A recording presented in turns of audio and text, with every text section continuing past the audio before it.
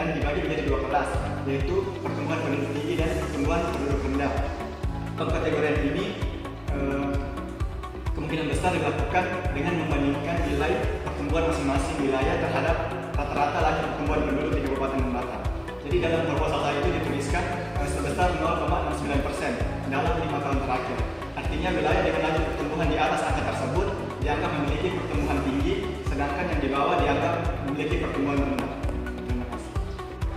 Baik, di sini saya sebagai penyanggah kedua, saya ingin bertanya, bagaimana cara mengukur keberhasilan penerapan regresi logistik linear dalam analisis pertumbuhan penduduk, dan bagaimana jika hasil penelitian bertentangan dengan kebijakan pembangunan daerah yang sedang berjalan, langkah apa yang sebaiknya diambil? Terima kasih. Oke, baik. Terima kasih untuk pertanyaannya. Jadi di situ ada dua pertanyaan. Yang pertama itu bagaimana cara mengukur keberhasilan penerapan regresi logistik linear dalam analisis pertumbuhan penduduk.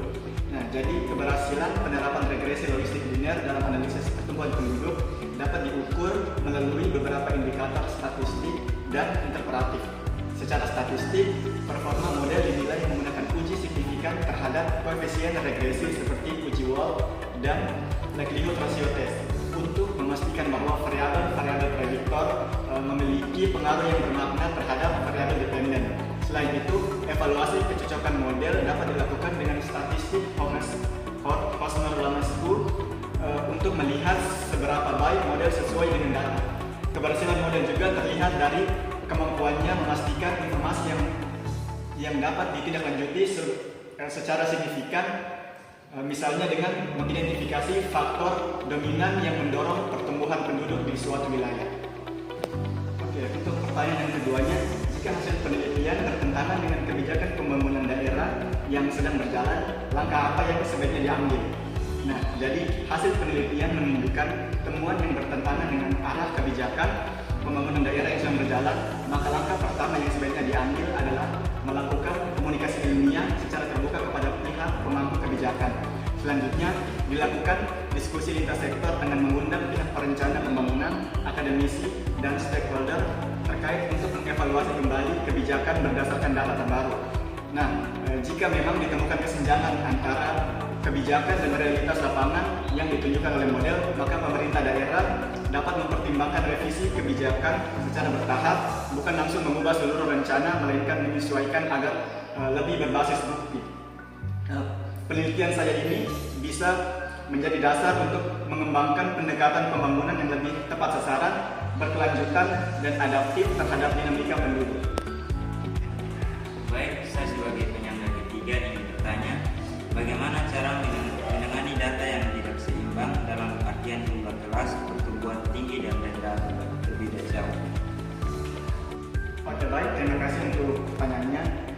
Jadi, ketidakseimbangan data merupakan salah satu tantangan dalam analisis regresi logistik linear, terutama jika jumlah sampel dalam satu kategori jauh lebih besar dibandingkan dengan kategori lainnya.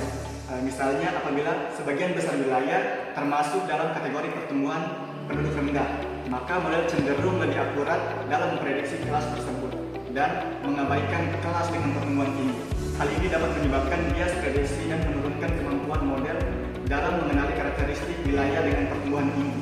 Oleh karena itu, sangat penting untuk menerapkan strategi penanganan data tidak seimbang seperti oversampling terhadap kelas minoritas, undersampling kelas mayoritas, atau penggunaan bobot kelas dalam algoritma regresi.